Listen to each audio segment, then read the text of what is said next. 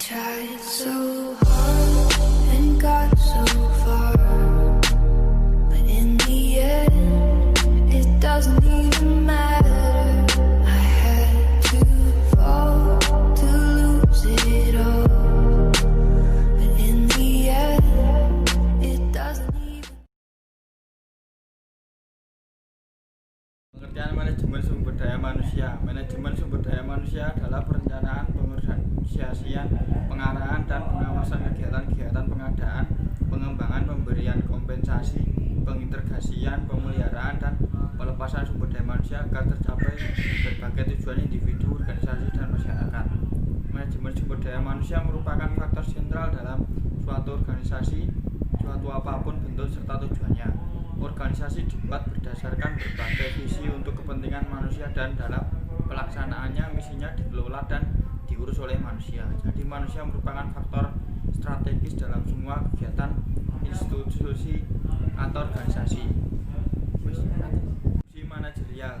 1. Perencanaan adalah merencanakan tenaga kerja secara efektif agar sesuai dengan kebutuhan perusahaan dalam membantu terwujudnya tujuan. 2. Pengorganisasian adalah kegiatan untuk mengorganisasi semua pegawai dengan menetapkan pembagian kerja, hubungan kerja, delegasi wewenang, integrasi, dan koordinasi dalam bagian organisasi. Yang ketiga, pengarahan adalah kegiatan mengarahkan semua pegawai agar mau bekerja sama dan bekerja efektif serta efisien dalam membantu tercapainya tujuan perusahaan. Yang keempat, pengendalian adalah kegiatan mengendalikan semua pegawai agar mentaati peraturan perusahaan dan bekerja sesuai dengan rencana.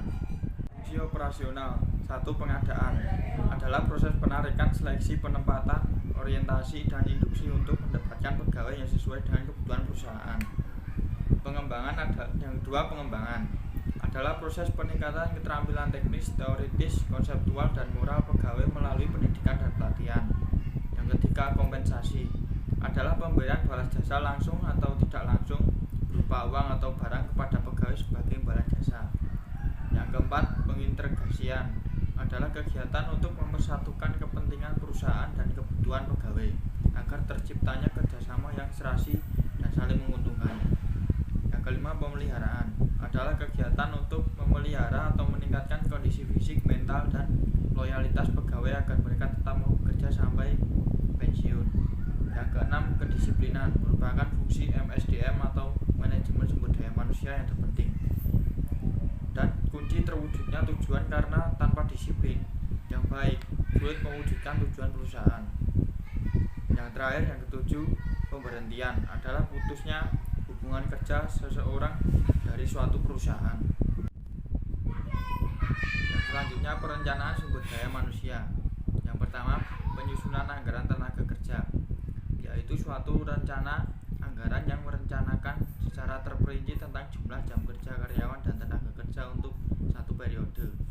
Manfaatnya tersebut adalah yang pertama, penggunaan tenaga kerja secara efisien, pengeluaran biaya tenaga kerja dapat diatur lebih efisien, dan harga pokok barang dapat dihitung dengan tepat. Faktor-faktor yang perlu diperhatikan dalam penyusunan anggaran tenaga kerja adalah yang pertama, kebutuhan tenaga kerja, pencarian dan penarikan tenaga kerja, latihan bagi tenaga kerja baru, evaluasi dan spesifikasi pekerjaan bagi para tenaga kerja, gaji dan upah yang harus diterima oleh tenaga kerja, terakhir pengawasan tenaga kerja. Yang kedua, perencanaan program tenaga kerja. Kegiatan ini mengisi formasi yang meliputi program pengadaan tenaga kerja, promosi jabatan pegawai, pelatihan dan pengembangan pegawai, pengembangan karir, program pemeliharaan, dan pemberhentian pegawai. Yang selanjutnya, saya akan membahas tentang rekrutmen. Pengertian dari rekrutmen merupakan upaya pemenuhan personil melalui pencarian personil yang sesuai dengan kebutuhan yang dengan mengacu pada rencana manusia yang telah ditentukan. Kemudian, dari pendapatan yang diperoleh dalam rekrutmen, dilakukan seleksi untuk menentukan personil yang kompeten sesuai dengan persyaratan pekerjaan yang ditetapkan. Yang selanjutnya yaitu proses rekrutmen. Yang pertama yaitu sourcing proses. Sourcing proses adalah proses untuk memperoleh pelamar yang sesuai dengan kebutuhan yang ada melalui sumber-sumber yang tersedia.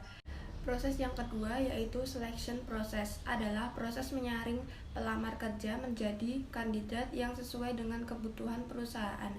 Yang ketiga yaitu user process adalah proses untuk mencari orang-orang yang tepat untuk posisi yang dibutuhkan atau tersedia yang diperoleh dari kandidat yang ada yang lolos dari proses seleksi.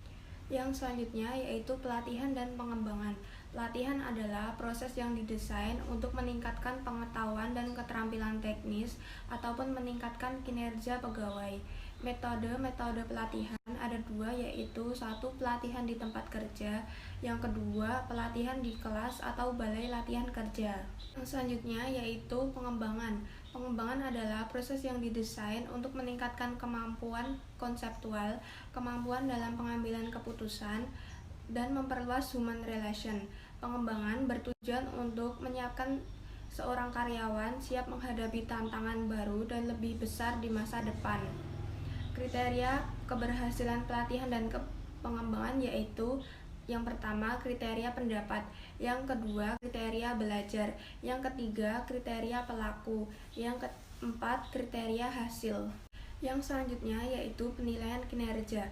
Penilaian kinerja adalah evaluasi sistematis terhadap kinerja karyawan dan untuk memahami kemampuan karyawan tersebut sehingga dapat merencanakan pengembangan karir lebih lanjut bagi karyawan yang bersangkutan. Tujuan penilaian kinerja yaitu menjalankan peninjauan ulang atau kinerja karyawan di masa lalu, memperoleh data yang sinkron dengan fakta yang sistematis, dan menentukan nilai suatu pekerjaan.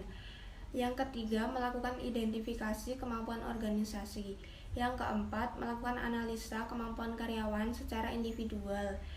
Yang kelima, menyusun sasaran pada masa yang akan datang.